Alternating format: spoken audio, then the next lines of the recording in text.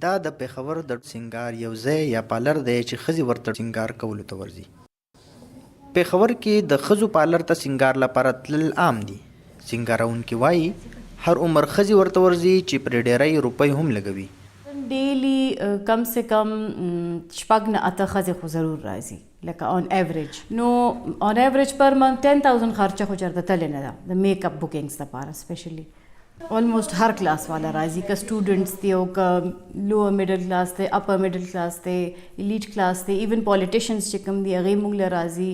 خو یو ښځه سینګار کوي ولې؟ دغه مو د پېښور پوهنتون پروفیسر او ټولنپوه جمیل چترالي نه وپوښته، نو ځواب وایي چې د سپین او تور توپیر شاهي کورنیو ساتلی چې لا اوس هم هغه شان روان دی. د جینۍ د رنګ سپینېدل چې دی دا زیات د قدر و منزلت باعث دی، ځکه چې موږ تاریخي طور باندې کلونیل لیګسي کې پاتې یو چې کوم حکمرانه طبقه موږ باندې راغلې ده نازله شوې ده، نو هغه عموما که هغه سنټرل ایشین سپین خلک وو او که هغه انګلو سیکسن سپین خلک وو. هلک چې تور شي لونګین شي، جینۍ چې توره شي بنګړي دې خرڅوي نه. دغه قسمه متلونه په ټولنه کې عام دي. دې ته په کوم نظر ګورئ تاسو؟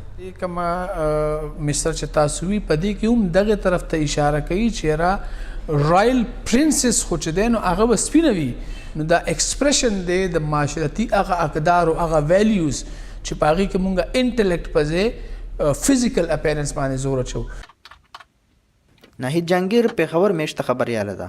د ډېری نورو ښځو په ډول دا هم سینګار یا میک اپ کوي او وجه یې دا بولي چې ښه وښکارېږي. اوسنۍ جینۍ کې یو بل سره سیالي کوي، یوه وایي چې زه د دې نه ښکلې ښکاره شم، بله وایي چې زه د دې نه ښکلې ښکاره شم. چې واده ښادۍ له ځي نو خامخا پالر باندې یو چکر وښي بیا ځي چې د ټولو نه ښکلې پکې زه ښکارم. پر ټولنه کې د ښایست معیارونه څه دي؟ ښاغلی چترالی وایي دغه معیارونه پلارواکي ټولنې ایښي او ښځه یې پر دې مجبوره کړي چې که ځان قدرمنه کوي نو باید چې سینګار وکړي. د بیوټیفیکیشن معیار د سړي او د ښځې لپاره جدا جدا ایښودی شوی دی. که سړی څومره سټرچډ وجود سره سفر کوي نو هغه دومره مردانه دی. ښځه چې څومره فلیکسیبل وجود سره سفر کوي هغه دومره ښکلې ده. دغه شانتې هر څیز کې دا معیار چې دی که د ښځې قد د یو خاص حد نه زیات شي نو هغه بده ده، خو سړي قد چې څومره زیات وي هغه ښه خبره ده.